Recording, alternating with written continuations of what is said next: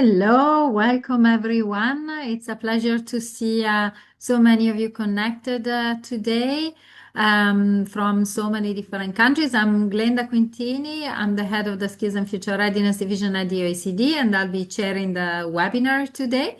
This is the second time we meet this month. We opened the Global Career Month 2025 with an event on the 5th of November, which kicked off a month of events to celebrate the role of career guidance in today's rapidly changing society.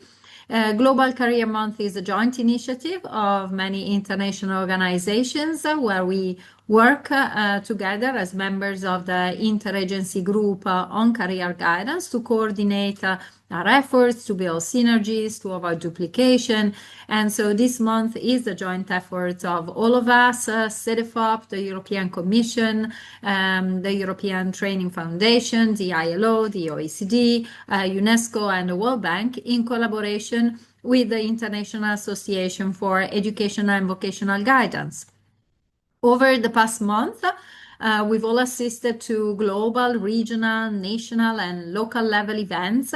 There were over 130, we've counted, that raised awareness about the role and the importance of effective career guidance, identified local challenges, showcased highly innovative solutions to promote career support, also helped us to disseminate about career guidance and facilitate mutual learning.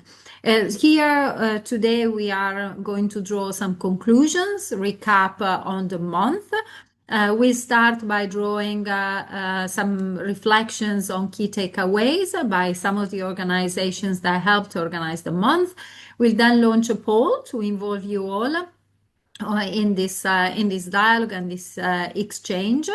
And then we will have a panel discussion with some of the protagonists of the month on the most innovative solutions for the promotion of career guidance in diverse contexts and for different learners. And then at the end, we'll see the poll results and have a few final thoughts and announcements. Throughout, please feel free to put your thoughts in the chat, and hopefully we'll be able to pick some of those thoughts during the day. Without further ado, let me kick off the first session with Jana Kettunen, who is president of the International Association for Educational and Vocational Guidance, who co-organized the event with us. Then Florian Letz, who is a human capital development expert at the European Training Foundation, and Pedro Moreno, who's technical specialist at the International Labour Organization.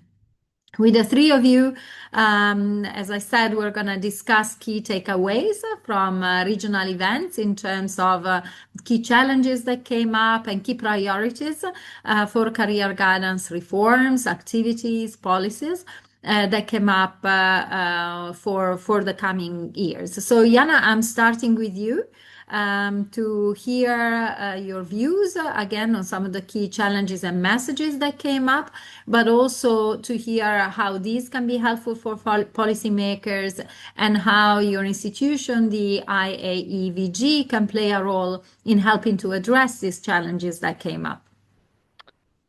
Thank you. Thank you for the question, and good afternoon to all, or evening, depending where you are.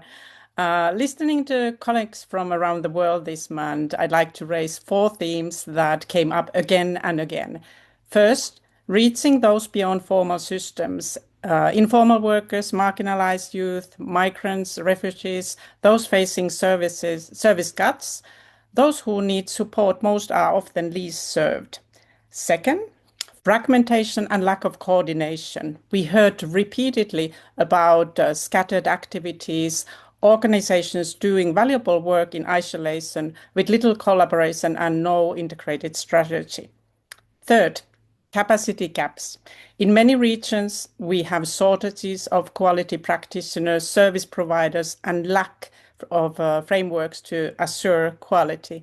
And the fourth, the need for approaches that fit local realities.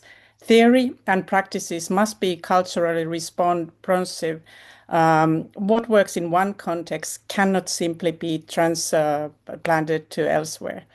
So, what can IVG do? We create space for dialogue, connecting practitioners, researchers, and policymakers so that we can learn from each other. We advocate guidance and bring these voices to international partners such as IAG. We provide ethical standards and competency frameworks that can be adapted locally. And as for the messages to policymakers, I would offer three. First, reach people where they are. Extend educational, vocational, and career guidance offer beyond formal systems. Second, build coordinated national approaches. Fragmented services cannot meet today's challenges. And third, invest in qualified practitioners. Career services are only as good as the professionals who deliver it. Training, professional development, and quality standards must be prioritized. Career guidance is essential infrastructure. It deserves to be treated and funded as such. Thank you. Thank you very much. Very clear and very interesting takeaways, and also thank you for the relevant messages for policymakers and for sticking to the time. So over to Florian now. So what's your perspective? You work more on countries in the EU neighborhood, so already different contexts from those that Jana was talking about more broadly. So are there any specificities, and what is the role that ETF can play? Thanks a lot, Glenda, and welcome to everyone. Yeah, I would like to approach it more from the perspective of building career guidance systems, because that's also what we do in terms of support to the countries. So the remaining key challenges really are pretty similar to what Jana already mentioned: cooperation and coordination. There are hardly good examples in the EU neighborhood. On the operational level, though, we see cooperations, like, for example, in Serbia, where a national working group is set up to develop national career guidance standards. But this is nothing that would stay. It's for a short period, so it's not systematic. Secondly, policies and strategies on career guidance, they are still very rare. So there are a few examples, like a national career guidance strategy in Montenegro, recently adopted. But we really do see that most countries still have fragmented policies and services. A third system key element is funding for career guidance, which is a big issue because it is not just limited, it's often not earmarked for career guidance. And then it's mostly public, and there is a huge dependency on donor money. A fourth pillar and area for challenges for countries is quality assurance. But there as well, I do see key priorities of countries to really invest in reforms in my daily work, but also now in the discussions throughout the month. So for instance, Western Balkan countries and Ukraine strongly push for developing career guidance standards and really treat it then as a fundament for assuring the quality of services, for standardizing tools and methods, for deriving continuous professional development programs for career guidance practitioners from the standards. I also see that almost all of the countries we work with now try to systematically integrate career education into formal education from primary schooling onwards, and that's really promising. And so we do see reforms taking place, as we see. A last challenge that is rather unaddressed is still ensuring access to all to career guidance. We see that public employment services continue to strongly focus on registered unemployed, to focus on skills matching, and there is pretty limited capacity to cater for all. Let's look at workers overall, or especially low-skilled workers, or those most in need for support.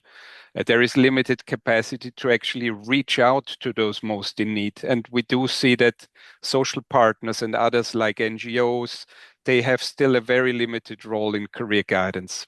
So as I mentioned, our role as ETF is to support system building And we do so by supporting the development of standards, national level strategies, by developing training of trainer programs so that in the country there is continuous professional development offers. We support integration of career guidance in schools and higher education, working with public employment service to integrate career guidance, or developing methodologies and handbooks. To close my intervention, the main key message that I would have for policymakers is simply, please recognize that career guidance is an investment. It's not a cost. It will help you save follow-up costs for reactive measures like active labor market measures. Thank you, Florian. Thank you. It's nice to see that even if your perspective is different, you did mention some of the challenges that also Jana had mentioned: quality assurance, access for some of the groups, also coordination and cooperation, but with the nuance, as you said, that on the ground it happens. It's what is missing is the cooperation at the more and coordination at the more systemic level. And you also brought up something that I don't think Jan had mentioned, which is the funding at the system level, which is limited. So very good point. And over to you, Pedro, perhaps more from the perspective of the countries that the ILO covers, but also with the view of the role of employers and also workers in low and middle income countries. Thank you very much, Glenda. Yeah, of course, the bread and butter of the ILO is the work with social partners, indeed, with employers and workers' representatives. But I mean, what I have to say is, of course, not detached from what Jan and Florian said. I would say it's a further zoom in to the world of work and the role of career guidance. And we know, and there is mounting evidence, that career guidance obviously has good impacts, good effects for workers and helping them manage their careers, for employers in terms of supporting their staff development activities, has larger impacts on societies, and has clearly a pivotal role during this time of structural transformation, can help enable, let's say, better transitions for people and for enterprises in this context. The issue here is that few adults, and few workers, few adults really use career guidance and are even aware of it. I mean, I often hear, I didn't know I could access this service. I didn't know I could do it. I don't know what it can do for me. So I think this is a big issue. It's quite simple and it's quite big, especially in countries which have sort of systems which are still being born, still developing. If I would have to focus a little bit on employers and workers related challenges, of course, I would have to bring again the issue of high informality in low and middle income countries. I mean, this is obvious. People have less protections at work, less social protection, have less access to labor market policies, have naturally also less access to career guidance, or it's less obvious for them to access it. On top of that, we have an economic structure that's especially prevalent in low and middle income countries, composed by micro, small and medium enterprises, especially micro and small enterprises, where really most of the people work. And we know that these enterprises don't have a strategic or structured approach to career development. So people really don't get the opportunities that they could have in countries with stronger institutions and with a different economic structure. On top of it, as I was saying, many systems are really, really only taking the first steps. And even when you have services, there is no quality assurance. Labor market information can be very flawed. There might not be effective instruments to reach into the world of work. So frequently what happens is that countries try to compensate with the development of digital platforms. But this doesn't mean that the digital platforms reach people anyway, or they're even adequate for people. I mean, there's a huge digital divide. People don't have bandwidth, don't have access to the internet, might not have the right equipment. So this doesn't automatically solve the issue.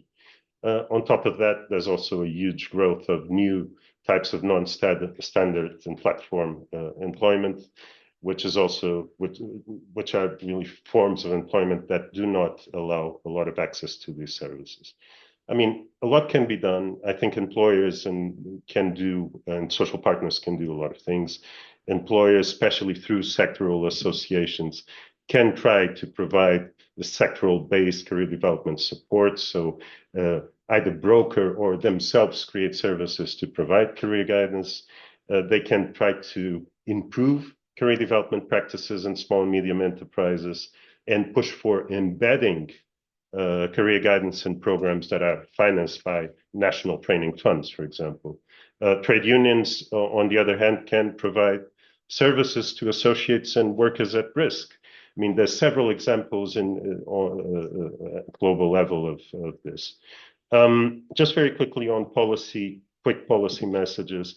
I think it's important to embed career guidance in a number of strategic policies, including growth policies, sectoral policies, policies that carry investment in skills development, also in social protection, employment policies. I think it's important to develop public employment services capacity so that they can reach out into informal environments and small enterprises. Really invest in breaking the digital divide, creating better labor market intelligence and information, make sure that it's good, appropriate for use.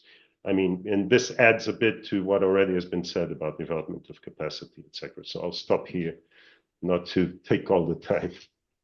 Thank you, Pedro. This is great. And again, as you say, some are common messages, but also some new things you refer to, SMEs, which we hadn't spoken about before. Also, the lack of infrastructure, which is very specific to low and middle income countries, the role of employers. And I like this message for policymakers to embed career guidance within all different strategies. So Florian was also advocating for having career guidance strategies, but equally important is that career guidance finds its role to implement and strengthen other adult learning or development strategies more generally. So thank you very much for this discussion. Thank you to the three of you. It's now time to engage with our audience. They are very active. I see you are coming from so many different countries. So now we're going to launch a Mentimeter. So you'll see soon on the screen a question to you. What are the key takeaways from Career Guidance Month 2025? We'd like to create a word cloud. Please flash the QR code. You'll also find it in the chat in a little while if you miss it on the screen. We won't look at the results immediately. We'll look at them at the end of our hour, at the end of the webinar. So I'll give you a few seconds for that. And then we can move on to the second part of our discussion on the Career Guidance Month. So we're now going to hear from the protagonists of the month, representing regional and national career guidance associations. And moderating this panel, we have Ramon Iriarte, who is Senior Education Program Specialist at UNESCO, and Cynthia Harrison, who is Project Manager for the Career Guidance Network Coordinator at CEDEFOP. Ramon and Cynthia, the floor is yours. Thank you, Glenda. Good morning, good afternoon, or evening to everyone joining us from around the world. It's a pleasure to welcome you to this panel on innovative solutions to promote career guidance across diverse contexts and for diverse learners. We will reflect on the insights and lessons that emerged during the Global Careers Month, and we will learn directly from a select group of colleagues who were at the forefront of designing and leading some of the events that were organized this month. So I'd like to begin our journey in North America. And I would like to introduce for this Dr. Candy Ho. She is Chancellor's Chair at Kwantlen Polytechnic University. Welcome, Candy, to this panel. Thank you. And I'd like to ask you the first question, Candy. During the Career Week North America event, you explored the challenges of career development in a disruptive and fast-changing world of work. So, drawing on those discussions, can you tell us briefly how you are approaching quality assurance in career guidance provision, and how do you work on practitioners' credentials? Mhm. Absolutely. Hi, everybody. Sending you greetings from Canada, and thank you for such a wonderful question. Our approach to quality assurance in career guidance really comes down to two things that work together. So, a shared language for good practice, and I think credentials that takes our professionals to places. So, first of all, we have the Pan-Canadian Competency Framework for Career Development Professionals in Canada. And I think it really spells out what good professional guidance, or good career guidance looks like. So in terms of skills, language, and actions that we can train to and supervise toward and also evaluate. It's not a document that sits on a shelf because believe me, I look at it every day and I encourage my fellow career development professionals to do the same. And it's actively stewarded by a national group of individuals that are passionate about the work that we're doing. So it keeps living in classes where we train career development professionals, in our programs and in supervision. I'm going to utilize the chat because I can throw in some of these links here to share with everybody. And because I'm also talking about North America, secondly, in the US, the National Career Development Association Credential Suite, entire suite of credentials. It also adds portability and consistency from recognizing training through assessments, so practitioners can recognize, can show like capability, and employers and funders can also recognize quality across multiple settings. So let me throw in, oh, thank you, Serena. Thank you. So put together, these two pillars let us kind of line up the practice with standards, recognize expertise, and really, I really think excellence, and really signal trust to the public. Do you want me to talk about the low tech and high tech examples that you were asking for as well? Okay, so I'll try to connect all of that together.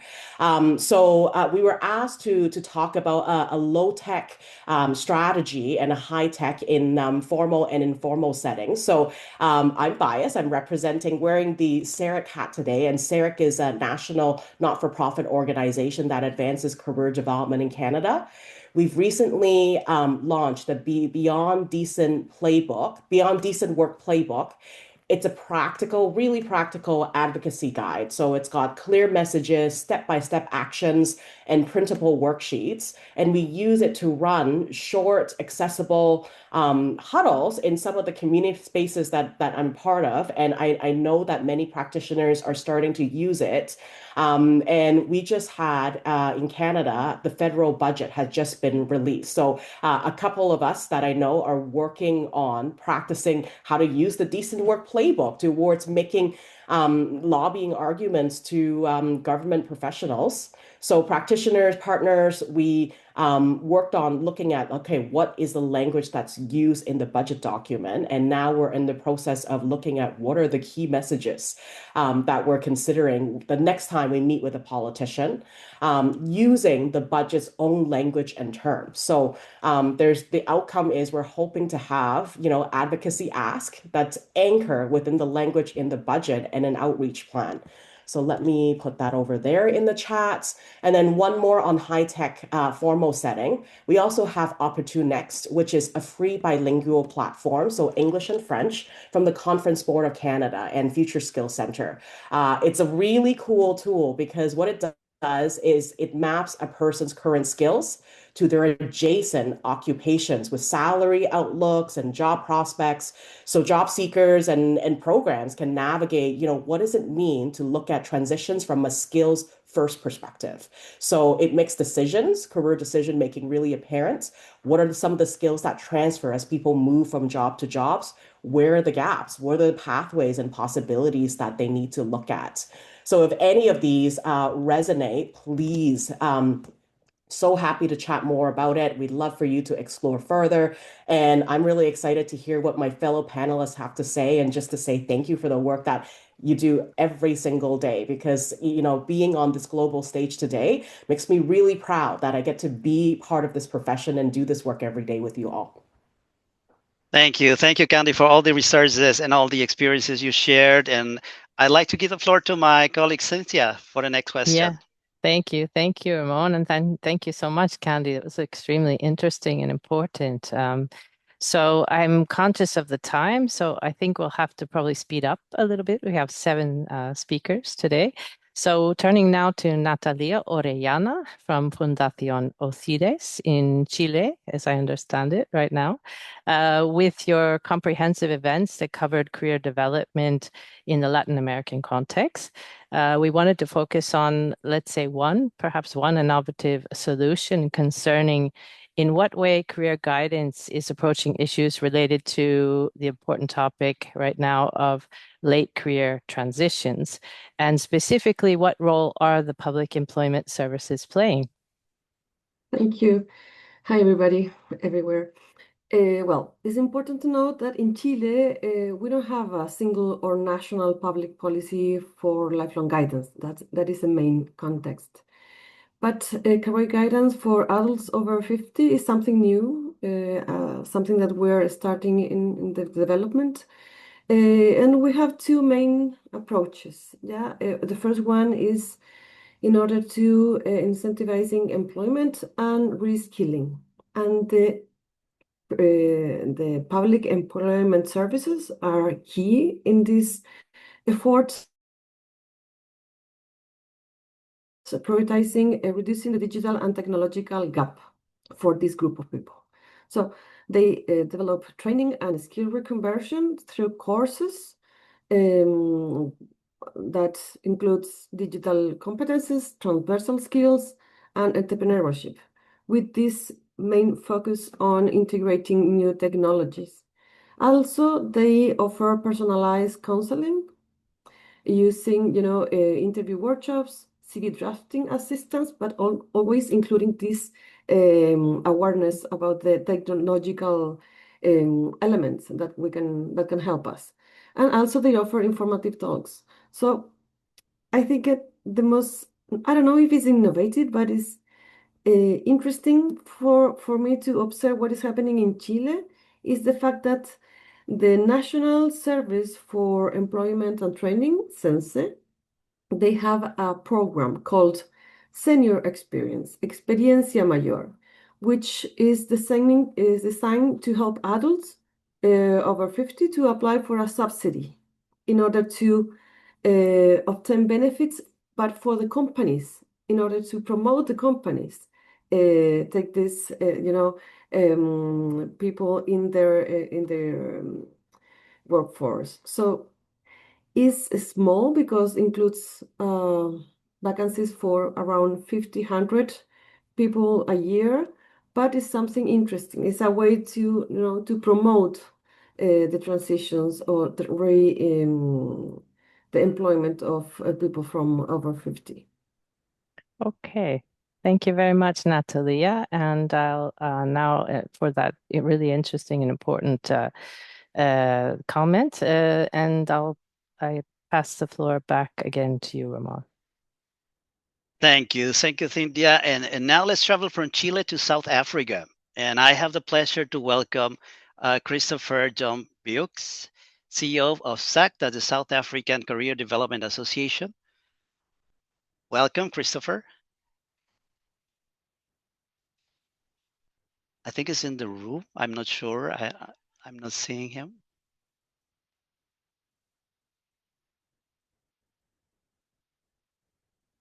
No, it doesn't seem to. No, maybe. Okay.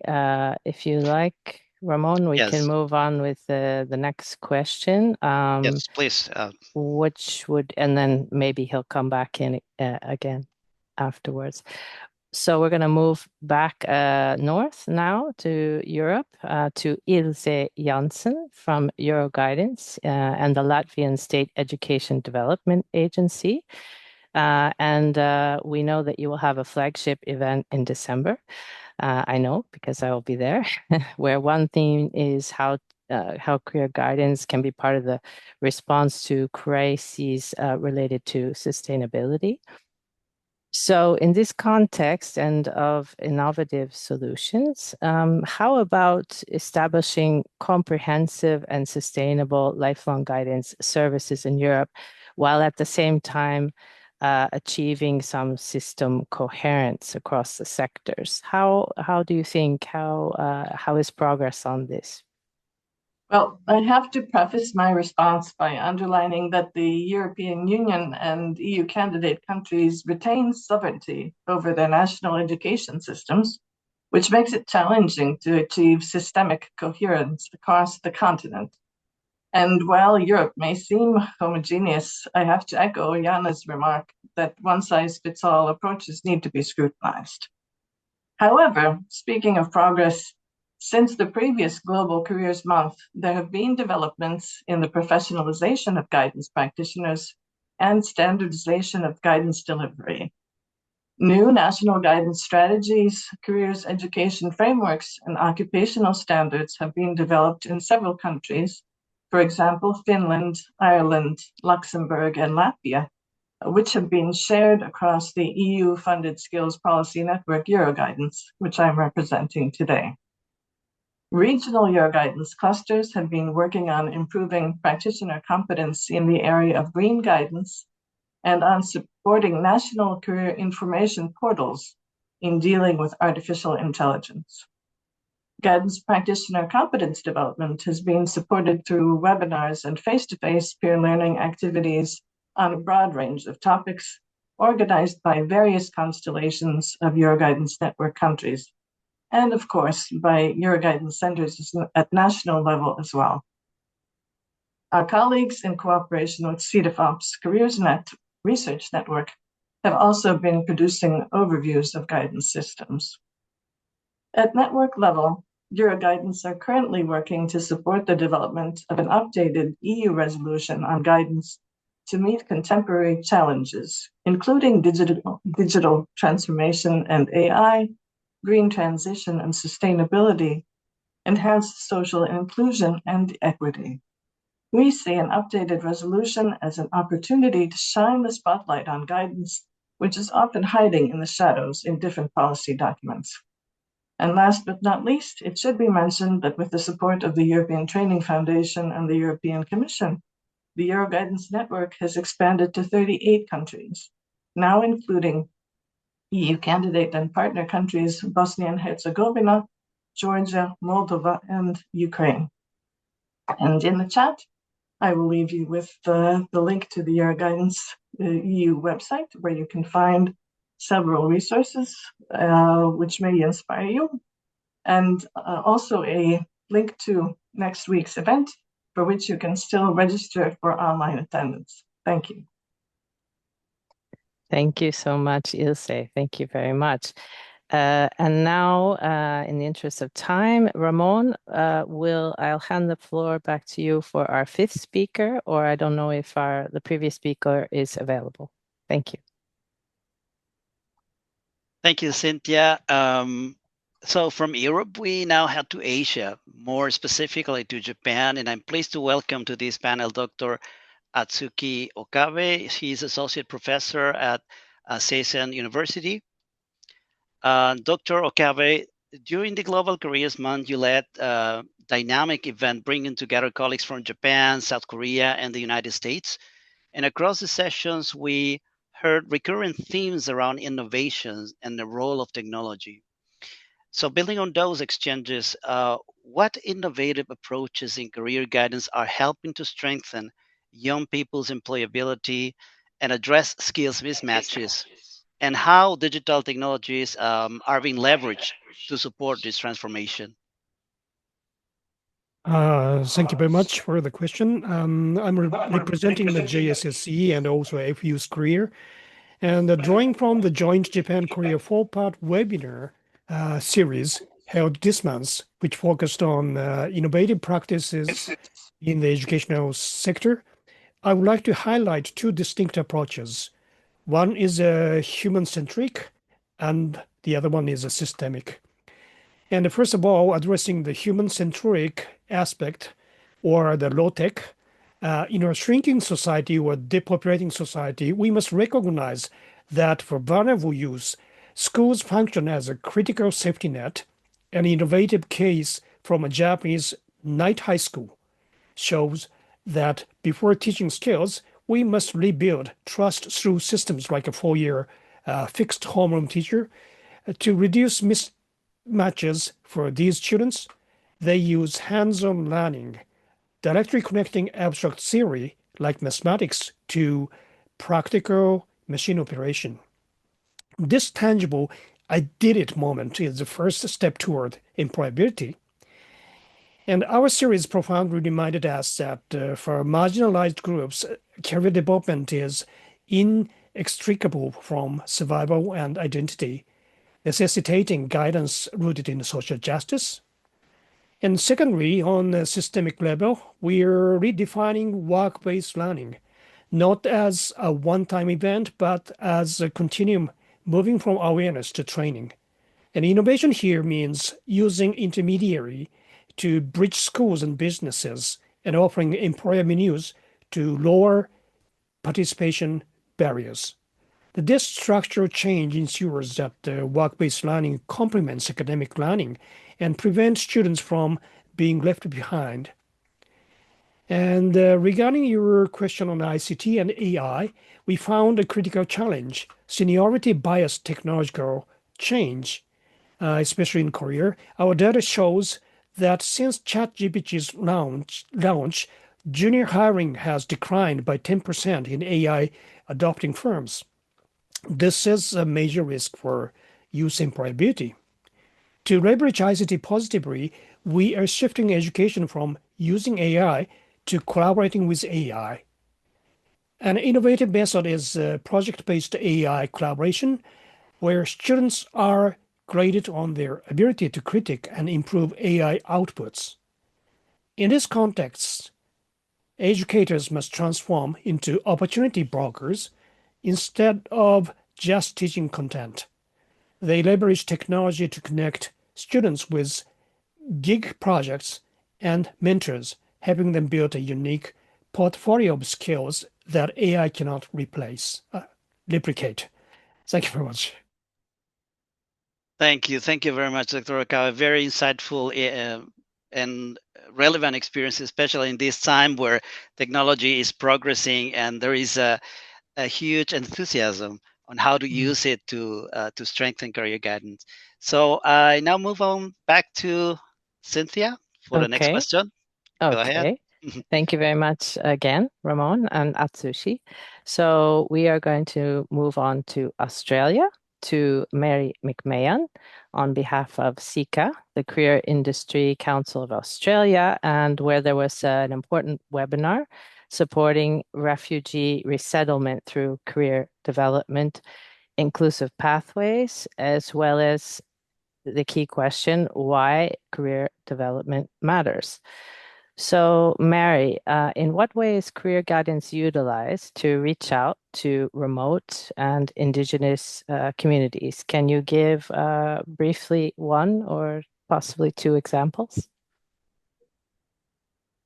Thanks, Cynthia, and thanks for the opportunity to participate in this event. I'd like to begin by acknowledging that I'm speaking to you from Meanjin, Brisbane, Australia, and that's the traditional lands of the Yugara and Turrbal people, and I pay my respects to their elders past, present and emerging, and to any First Nations people present today. At the outset, I'd like to say that career guidance really does have a role to play in helping people in rural, regional, remote and Indigenous communities to imagine their futures and navigate transitions and access meaningful pathways. So the examples that I'll give are from Australia and New Zealand, because the Oceania region that Australia and New Zealand belong to is a collection of islands in the Pacific. So that's very fragmented and it's very difficult to get a sense of what happens in career guidance, if anything, in many of the countries which are developing and small. So research in Australia shows that children develop their future aspirations from what they see around them. And what we know is that children in these rural, regional, remote and Indigenous communities have limited access to job roles and narrower horizons than their peers. So the Australian government has a website called Your Career, which is designed to help parents, carers and teachers support children because we know that they're the biggest influences on children's career development. And this resource called Little Ripples has a range of resources like card games and little storybooks to read with children to help them aspire and think about their futures. But the important thing is that it includes a section of resources specifically designed for rural, regional and remote communities, and it's had input into those resources from representatives from those regions. And I think that that's the important point. And also on that website is another section called Little Yarns, Big Dreams, which is specifically designed for First Nations Australians. And it contains the career stories of some Aboriginal role models and a toolkit to help children discover their career pathways. And all of those resources were developed in close collaboration with Aboriginal and Torres Strait Islander communities. And again, that's an important point, that the people that the resources are being designed for need to be involved in the design process. In New Zealand, the Tertiary Education Commission website, Tahatu Career Navigator, is bilingual, which is an important point, with English and Maori options. So one of its goals is to support Maori and Pacific people to develop and deliver community-led programs and to grow occupation information to enable Maori communities to grow cultural career pathways.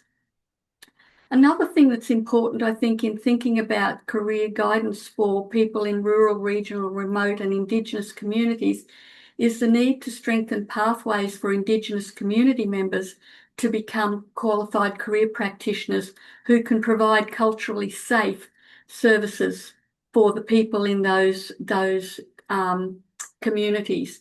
So in Australia, we have an example of a culturally co-designed career qualification informed by Indigenous learning frameworks and delivered along with elders. And it's demonstrated strong results, and it could support the emergence of an Indigenous career development workforce.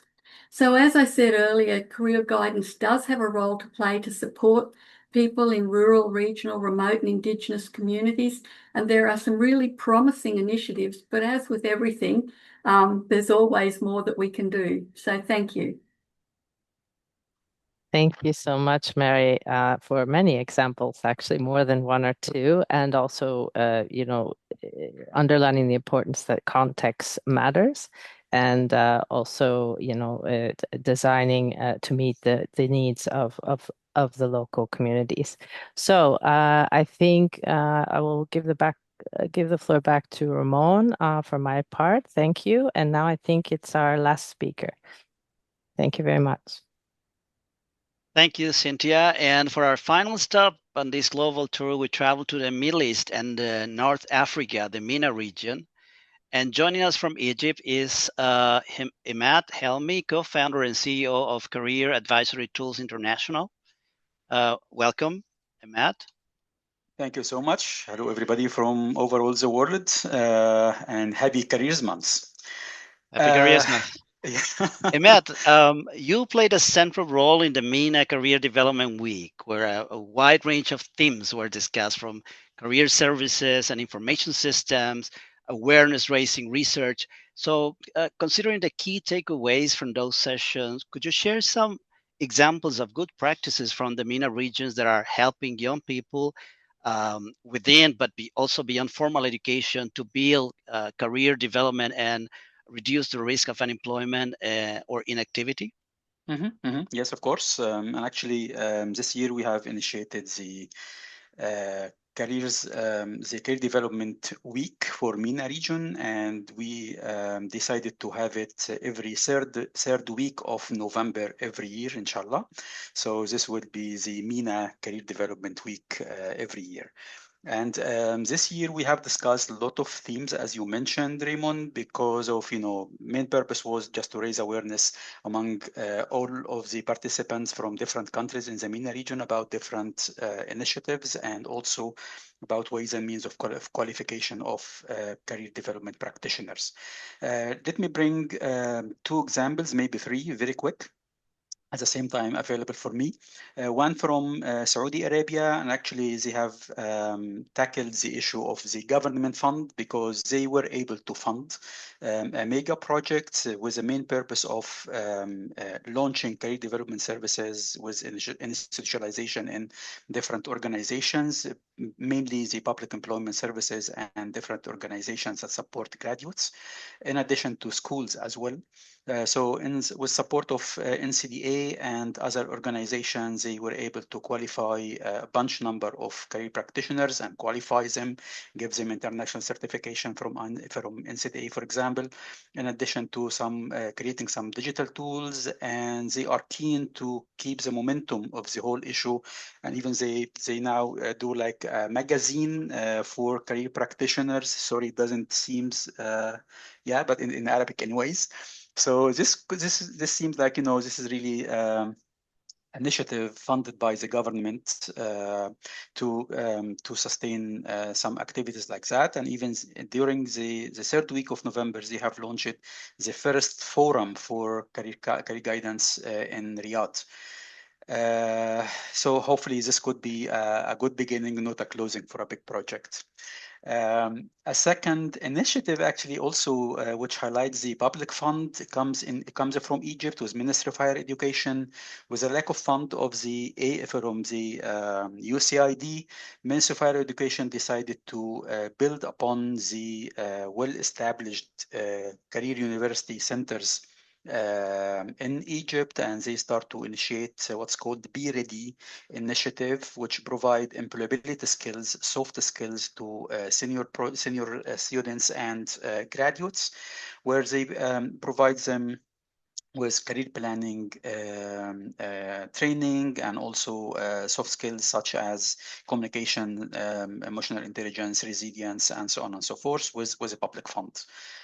Hopefully they also continue, as Florian said, and Yana said also, these are like maybe could be fragmented actions with donor-driven theme. However, it seems to be some changes somehow. In Jordan, they have now the local accreditation, local qualification based on an occupational standard for career counseling. And based on that, they have developed training training program and certification program, which is managed by TVSDC. So this is also another example for local accreditation, local qualification somehow. Yeah, so this is so far that we have. And we have more, but they are not known very well. Yeah. Thank you, Ahmad. I think we're very happy to hear that there is so much going on in the MENA region. I think we're going to be hearing a lot more on these initiatives as they evolve. Sure. And yes, and with this final intervention, we've come to the end. I think we don't have Christopher in the room. So, well, we come to the end of this really engaging panel. I think we can all agree there was a lot of inspiration in what was shared today.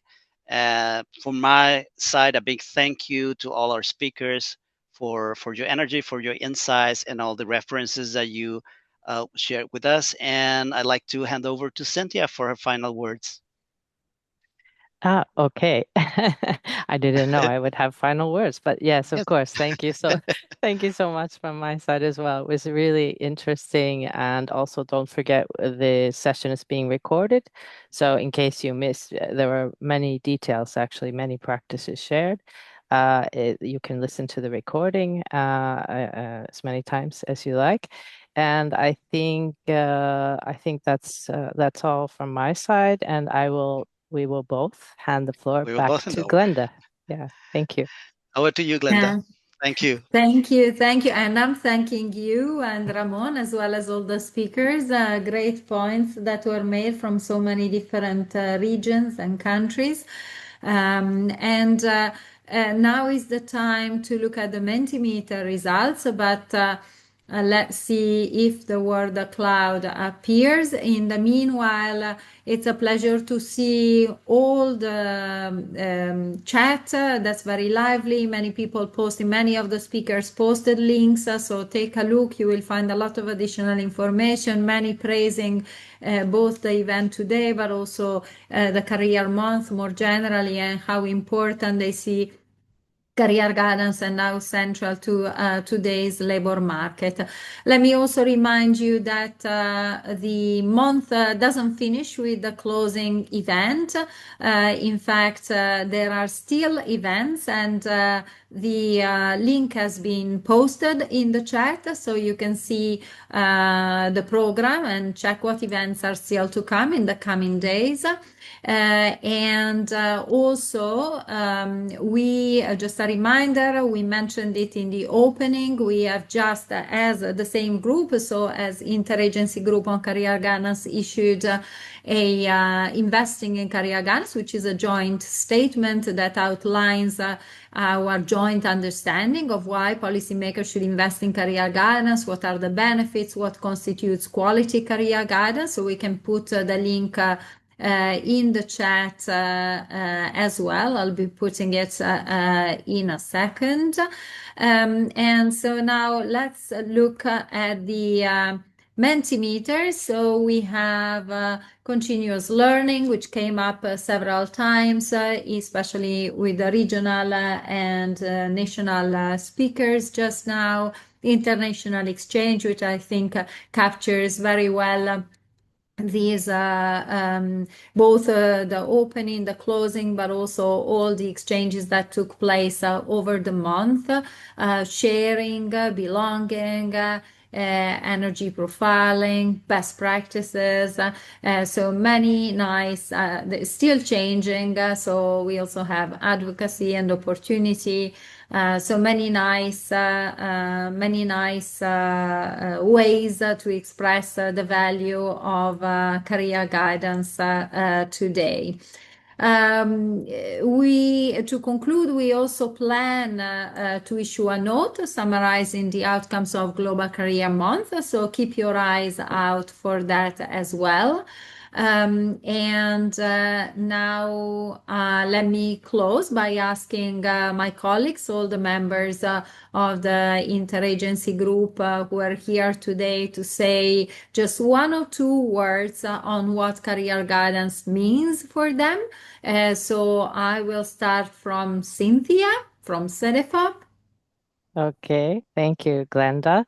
Was really interesting looking at the word cloud, compared to the first opening event. They seem to be more, I don't know, nuanced, and let's say with the addition of more words, I think. So in that sense, yeah, I was reflecting on what to say. I would underline communication, connectedness, and also dynamism. Dynamism in the sense that we were focused today on innovation, and we see lots of signs of innovation, but also the importance of communication and being connected on many levels. Thank you. Thank you, Cynthia. Very nice words you picked. And I agree with you. It's a very different cloud from the opening cloud. We'll compare later. We'll do some research on the two. Yeah. And over to Florian from ETF. So thanks again for the very rich discussions. My two terms are state responsibility and empowerment. Thank you. Very nice. And do we have Aristea from the European Commission? It will be Olga. We have Olga. Okay, I'm here from the European Commission. It was a great opportunity to discuss all the month and ahead for the career guidance and for the European Commission. And for me, coming from the adult learning unit, Career guidance means creating real second chances for people of all ages, opening accessible learning pathways, and helping individuals upskill hope for a better future. Thank you so much. Thank you. Thank you so much, Olga, and apologies for the confusion. Now, Pedro from the ILO. So since these are the last words, really, it warmed my heart a lot that a lot of the initiatives and approaches that we saw here actually have at heart the values that the ILO advances. Decent work, human-centered approach. Which are actually corporized in the implementation of the international labor standards. So I was happy to see that career guidance is actually a practical way to advance these values. And it's taken very seriously in that way. But if I have to focus on one word, it's community regarding the Global Careers Month. It's really shows how you have many minds, a lot of diversity of ideas, but one heart, one purpose. And that was clear. We are just a small sample here in this event of a broad group of people who were involved in this. We heard 120 plus events all over the world, great motivation. So community. Thank you, Pedro. Very nice word also. And now let's see if I don't get the next one wrong as well. So for UNESCO, do we have Hervé connected? Of course. There you are. So Hervé, let me me? introduce you as well. Hervé is chief of section for youth literacy and skills development at UNESCO. Hervé, the floor is yours. No, thanks, Linda, and thanks, colleagues. I mean, it's so interesting discussion today, but also over the month, and as you said, it will continue. If I have keywords to say, because I think it's a request, I would say that for me, career guidance and counseling is about connection. Connection between people in the education and training system or at the workplace with the needs of the society and the labor market. And we know that it's evolving so quickly. So career guidance and counseling can help to better connect, and also its connection between the communities. It was said before, but I mean, at least between all of us as partners, but also all, I mean, stakeholders. It could be over agencies, associations, communities that are engaged in career guidance and counseling. And to say last word, I would say that it's a right for all learners, workers, for skilling, upskilling, reskilling. It's beyond, I mean, unusual thematic of the education and training system. It's also a necessity for lifelong learning. And I stop here. Thank you, Hervé. So I guess it's my turn to have the last word today. Like Olga from the European Commission, I work on adult learning. So for me as well, it's career guidance is opening up to new and better opportunities. I think career guidance plays a key role in today's changing labor markets and to support those who may stand to lose a bit more than others and help them make the most of the changes. So it's time to close the event, but as I said, not the month. So keep an eye out for the remaining events as part of Global Career Month. Thank you all for being here today. I hope you bring home some valuable messages on how to strengthen career guidance in your countries, on all the innovations that we heard of. Bye for now, and hopefully there'll be a third career guidance month. Thank you very much. Bye bye. Thank you.